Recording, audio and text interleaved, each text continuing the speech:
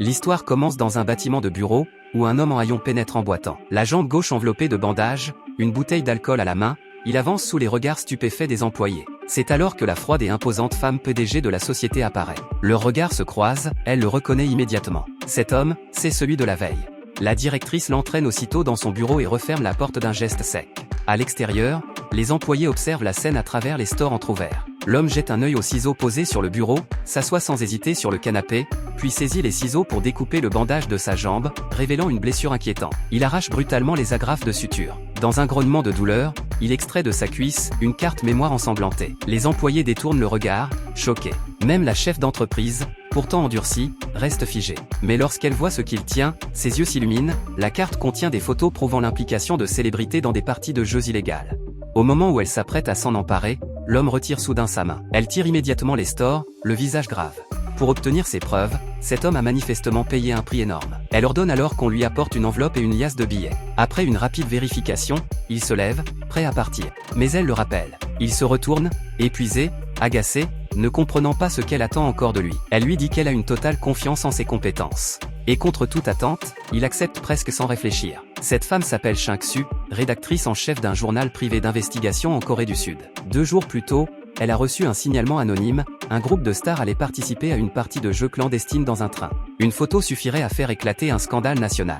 Mais juste avant de partir, elle apprend que son photographe a eu un accident de voiture. Impossible de couvrir l'événement, jusqu'à ce qu'elle aperçoive par la fenêtre un sans-abri poursuivi par la police. Et ce visage, elle le connaît, c'est l'ancienne légende des paparazzi, surnommé le chien fou. Elle n'hésite pas une seconde et le fait monter. Acculé, l'homme saute finalement dans le train. À côté, les stars entrent dans leur luxueux compartiment. Il veut s'en aller, mais Chang-Su l'arrête, sortir maintenant serait du suicide. Elle lui demande frontalement de prendre une photo compromettante, en échange de quoi il pourra demander ce qu'il veut. La contrôleuse arrive soudain, l'homme n'a d'autre choix que d'acquiescer de la tête. Après avoir vérifié 2 billets, la contrôleuse repart.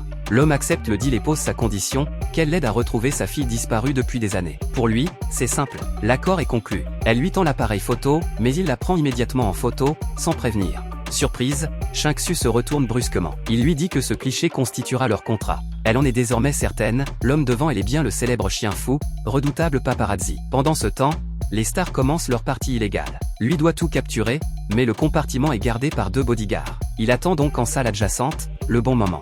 2 heures passent. Chang-Su, nerveuse, lui reproche de ne pas agir, le train a presque fait 2 tours du pays. Mais il explique qu'il attend un rythme précis et le compartiment s'ouvre toutes les 30 minutes. Maintenant qu'il connaît le cycle, il ira le lendemain à son bureau pour échanger les preuves contre des informations sur sa fille. Sur ces mots, il attrape une corde, ouvre la porte du wagon et se prépare à grimper sur le toit. Dans le compartiment, les vedettes s'amusent, inconscientes de ce qui arrive. Un agent de sécurité remarque la porte entrouverte et se dirige pour vérifier. Mais lui est déjà positionné juste au-dessus d'eux. Il fixe la corde et descend jusque devant la fenêtre. Chang-Su le voit apparaître dehors et en reste bouche bée. À ce moment précis, la fenêtre s'ouvre dans le compartiment, il en profite pour mitrailler les stars de photos. Les bodyguards reçoivent l'alerte et paniquent. Les célébrités tentent de se cacher, mais trop tard, leurs visages ont été capturés de manière irréfutable. Furieux, l'un d'eux ordonne à ses gardes de récupérer l'appareil coûte que coûte. Un garde se précipite et tente de le lui arracher, mais pour l'homme, cet appareil est sa seule chance de retrouver sa fille. Dans la lutte, il bascule presque dans le vide. Le garde le retient par l'écharpe, alors il la lâche volontairement. Son corps chute, sous les yeux horrifiés de Chang-Su. Heureusement, il tombe dans une rivière, évitant la mort de justesse. Quelques hommes finissent par le retrouver, inconscient, près de la berge, et le conduisent d'urgence à l'hôpital.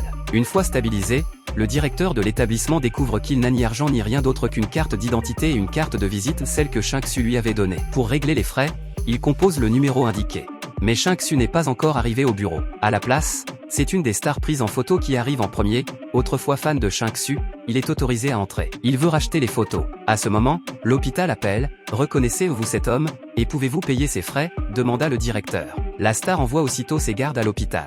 Peu après, Chang-Su arrive enfin au bureau et découvre la star sur place. Surprise, elle demande des explications. Elle l'emmène en salle de réunion, feignant de posséder les photos. La star devine qu'elle bluffe. Pendant ce temps, son assistante interroge la réceptionniste, qui se souvient soudain du papier sur lequel elle avait noté l'adresse de l'hôpital, mais celui-ci a disparu. À l'hôpital, l'homme reprend conscience. Des voitures stationnent devant l'entrée, les bodyguards sont arrivés. Le directeur, croyant qu'il s'agit d'envoyés de Chang-Su, les conduit même vers la chambre, persuadé qu'ils viennent régler les frais. Comme la victime n'avait aucune assurance maladie, les frais d'hospitalisation atteignaient plusieurs millions de won. Le garde du corps, sans autre choix, finit par payer avec sa carte de crédit. Lorsqu'ils arrivèrent dans la chambre du patient, ils découvrirent qu'elle était vide. L'ancien paparazzi s'appelle Seozu, il avait profité d'un moment d'inattention pour se cacher et tenter de s'échapper par le rez-de-chaussée. Mais à peine descendu, il tomba nez à nez avec ceux qui le poursuivaient. Aussitôt, plusieurs hommes se lancèrent à sa poursuite. Pris de panique, Seozu se précipita dans une réserve. Rapidement, il se retrouva acculé dans un coin. Les étagères chargées de médicaments se renversèrent, projetant du verre partout au sol. Alors que les gardes s'apprêtaient à le saisir, il n'eut plus le choix, pieds nus, il traversa les éclats de verre en courant, hurlant de douleur. Les gardes furent même effrayés par la scène et durent contourner le passage pour continuer la poursuite. À bout de force, Seozu réussit à se barricader dans une petite pièce au fond du local. Pendant ce temps, l'assistante de Shang-Su apprit à la réception que Seozu avait été aperçu dans un hôpital. Elle appela aussitôt l'établissement, mais le directeur répondit « Votre équipe est déjà passée tout à leur nom ». Comprenant qu'un problème grave se préparait, l'assistante alerta Shang-Su. En entendant cela, Shang-Su contacta immédiatement la police. Elle affirma qu'un paparazzi avait photographié un célèbre acteur en plein jeu illégal, et que ce dernier avait envoyé des hommes pour éliminer le photographe. La star, paniquée, ordonna à ses sbires de renforcer la surveillance et que les policiers allaient bientôt arriver à l'hôpital. Quelques minutes plus tard, la police arriva, mais ne trouva que les gardes du corps en train de soigner Seozu, expliquant qu'il s'agissait d'un faux signalement. Impuissants, les agents repartirent. En réalité, juste avant leur arrivée, Seozu avait déjà compris qu'il était dans une impasse. Il changea alors de plan, il accepta de coopérer avec la star et lui vendit l'appareil photo. L'acteur, ravi d'avoir récupéré l'appareil, ne put s'empêcher de provoquer Shang-Su, avec de l'argent, tout est possible. Puis il quitta les lieux avec arrogance. Mais une fois de retour à son domicile, il fit une découverte terrifiante, il n'y avait aucune carte mémoire dans l'appareil. Les photos avaient disparu. Affolés, les hommes de l'acteur fouillèrent Seozu, ils lui retirèrent même ses vêtements, le lavèrent, explorèrent chaque recoin de son corps, mais rien. Furieux et humilié, l'acteur jeta un peu d'argent à Seozu et lui ordonna de dégager. Au même moment, dans la compagnie de Shang-Su, les collègues la raillaient, disant qu'elle était incompétente et qu'elle s'était fait berner par la star. Alors que tous parlaient d'elle, Seozu entra soudain dans l'entreprise. La transaction terminée, Seozu se rendit dans un salon de coiffure. Un coiffeur au style extravagant s'occupa de lui. Seozu demanda une coupe élégante, et en quelques gestes rapides, le coiffeur réussit à lui redonner l'allure énergique qu'il avait autrefois. Grâce à l'adresse inscrite sur le papier, Seozu partit ensuite chez son ex-femme. Mais une voisine lui apprit que la famille n'était pas là. Par une fente dans la porte, Seozu aperçut sa fille qu'il n'avait pas vue depuis des années et à ses côtés, un autre homme. Il la suivit discrètement jusqu'à une église. Les souvenirs l'envahirent. Autrefois, sa fille n'était qu'un bébé pleurnichard, et lui, il avait passé 7 ans derrière les barreaux. Aujourd'hui, elle était devenue une jeune fille rayonnante, mais traversa à côté de lui comme s'il n'était qu'un inconnu. Sa fille lui expliqua que son père actuel avait vendu leur maison et leur voiture pour soigner sa maladie cardiaque. Elle avoua qu'elle ne voulait plus voir les gens autour d'elle souffrir à cause d'elle. À peine avait-elle terminé sa phrase qu'elle s'effondra en se tenant la poitrine. Seozu la souleva et courut vers les urgences. Heureusement, les médecins réussirent à stabiliser son état. En remerciant le personnel médical, la mère apprit qu'un homme avait immédiatement transporté sa fille en urgence. En sortant, elle retrouva Seozu devant l'hôpital. Il resta silencieux, incapable de se justifier. Mais le destin n'avait pas fini de s'acharner. Personne ne se doutait que la tempête la plus violente était encore à venir. Des flocons tombaient tandis que Seozu marchait seul dans la rue. Il regrettait d'avoir refusé l'offre du médecin, une décision qui avait peut-être compromis la guérison de sa fille. Alors qu'il était plongé dans le désespoir, Shang-Su apparut. Elle lui demanda s'il accepterait de travailler avec elle, car elle pourrait peut-être sauver la vie de sa fille. Seozu ignorait cependant une chose, si sa vie était aujourd'hui un chaos total, c'était en grande partie à cause de Shang-Su. Pour comprendre, il fallait remonter 3 ans plus tôt. À cette époque, une célèbre actrice recevait chaque semaine des injections secrètes pour rester jeune. Le directeur de l'hôpital utilisait des cellules souches obtenues illégalement et les lui administrait discrètement. Une fois le directeur seul, il retira sa blouse, révélant sa nature sordide. Sans savoir qu'une caméra, dissimulée dans la ventilation, filmait tout. Corruption médicale, trafic illégal de cellules, complicité avec des célébrités. Exposer ces images ferait l'effet d'une bombe nationale. Le rédacteur en chef, en voyant la vidéo, se réjouit et promit une promotion à Seozu. Mais celui-ci ignorait encore qu'il venait d'entrer dans une zone d'ombre dangereuse. Lorsque Seozu arriva à l'hôpital, sa femme le serra dans ses bras. L'hôpital venait d'annoncer qu'il opérerait leur fille gratuitement, avec garantie de réussite. Surpris, Seozu ressentit pourtant un malaise. Puis, en entendant le nom du directeur, tout s'éclaira. C'était l'homme qu'il avait filmé la veille. Avant même qu'il ne réagisse, le directeur appela. S'il supprimait toutes les photos, non seulement l'opération serait gratuite, mais Seozu recevrait 10 milliards de won. Le photographe refusa immédiatement et contacta son rédacteur en chef. Ce dernier décida d'exposer l'affaire sans délai, car il ne s'agissait plus seulement d'un scandale de célébrité, mais d'un système médical criminel. Si les hôpitaux utilisaient réellement leur pouvoir pour voler des cellules souches, combien de nouveau-nés seraient en danger? À peine avait-il raccroché que la femme de Seozu éclata de colère. Elle voulait qu'il accepte l'accord, pour sauver leur fille à tout prix. Mais Seozu connaissait trop bien le directeur, accepter équivalait à condamner leur enfant. Le lendemain matin, le directeur découvrit ces scandales en première page des journaux télévisés. Terrifié, il chercha de l'aide partout, sans succès. Mais s'il avait atteint un poste si puissant, c'était parce qu'il gardait un dernier atout. À l'époque, Shang-Su n'était qu'une stagiaire, moquée par ses collègues et ses supérieurs pour son absence de résultats. Ce jour-là, elle reçut pourtant un appel qui allait changer sa vie. L'appel venait du directeur lui-même. Il l'invita dans un hôtel, et lui remit un billet destiné à la célèbre actrice. Il dit à Shang-Su que, dès qu'elle verra ce qu'il y a sur ce petit bout de papier, elle acceptera forcément de lui accorder une interview exclusive. Shang-Su connaît parfaitement la vraie nature du directeur prédateur, mais elle sait encore mieux qu'une simple note peut bouleverser complètement sa vie tranquille. Pendant ce temps, Seozu, après avoir exposé le scandale de l'hôpital, devient célèbre du jour au lendemain. Ses collègues l'acclament encore quand soudain, une alerte spéciale interrompt le programme télévisé.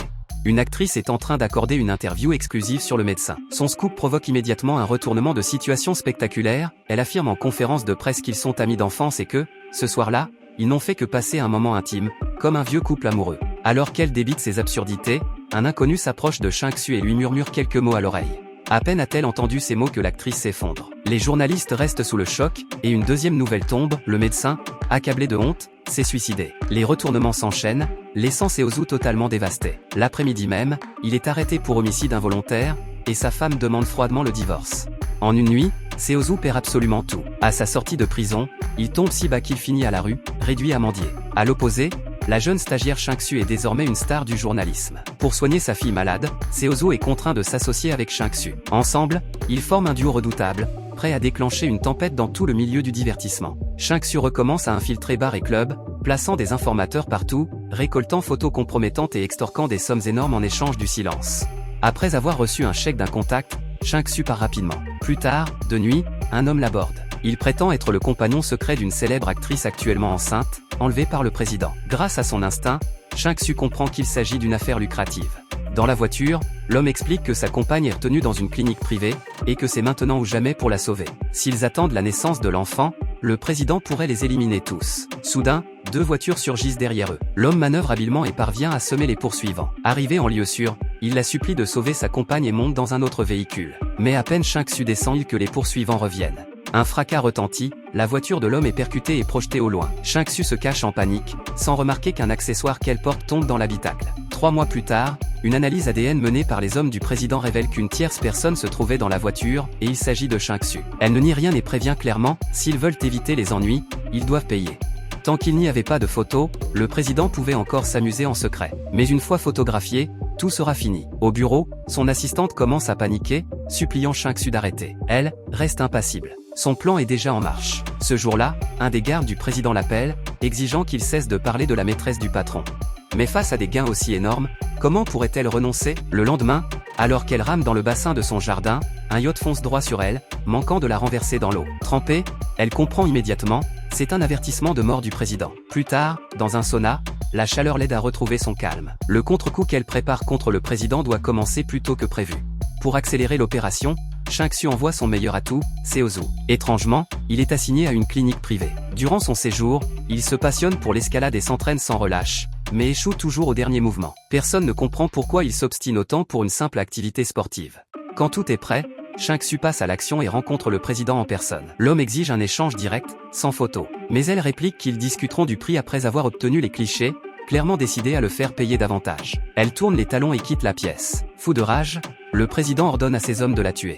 Mais tout est enregistré, Shang-Su avait caché un micro, et découvre même l'adresse de la maîtresse du président. La nuit, un tueur fait irruption dans la chambre de Shang-Su. Pendant ce temps, elle, dans son bureau, s'apprête à donner l'ordre final. Le lendemain, Seozu retourne à l'escalade. Cette fois, il parvient enfin au sommet. Il sort un énorme appareil photo et vise l'immeuble d'en face.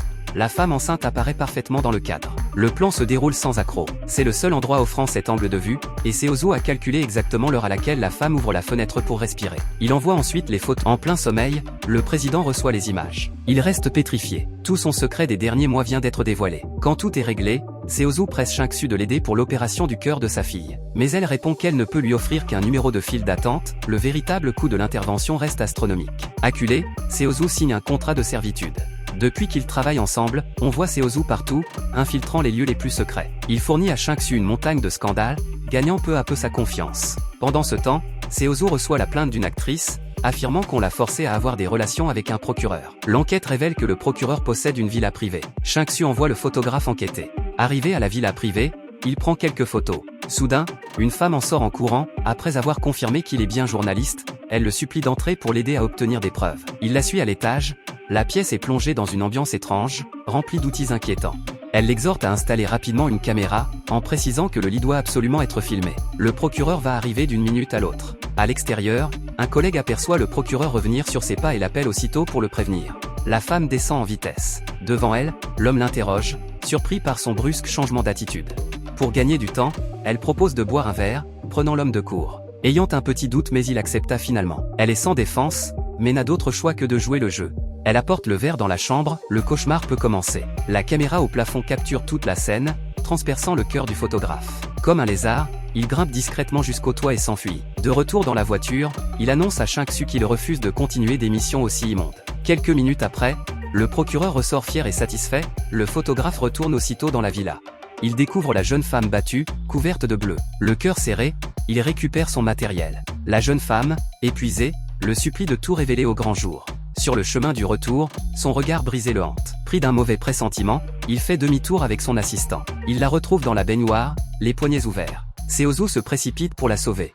L'assistant, paniqué à l'idée d'être accusé à tort, le supplie de partir au plus vite. Mais il refuse, il ne peut pas fermer les yeux devant quelqu'un en danger. Il porte donc la jeune femme jusqu'à l'hôpital. Après avoir appris la nouvelle, Shang-Su arrive en urgence. Grâce au médecin, la jeune femme finit par sortir du coma. En voyant les blessures sur son corps, Shang-Su est complètement bouleversé, pétrifié d'effroi. Dans les flammes de son souvenir, elle pousse un cri. Elle repense à ce qui lui est arrivé à ses débuts de journaliste, une affaire où une jeune fille, vue par son père adoptif, était tombée enceinte. L'enfant lui avait été arraché de force. La jeune fille était venue supplier Shang-Su de l'aider à récupérer son bébé. Mais à peine avait-elle franchi la porte que toute la famille s'était ruée sur elle et les avait roués de coups. La jeune maman finit par disparaître. Ceci avait brisé Shang-Su, elle pensait que son incapacité avait condamné cette fille. Alors face à cette situation actuelle, elle se jure de ne plus jamais laisser une tragédie se répéter.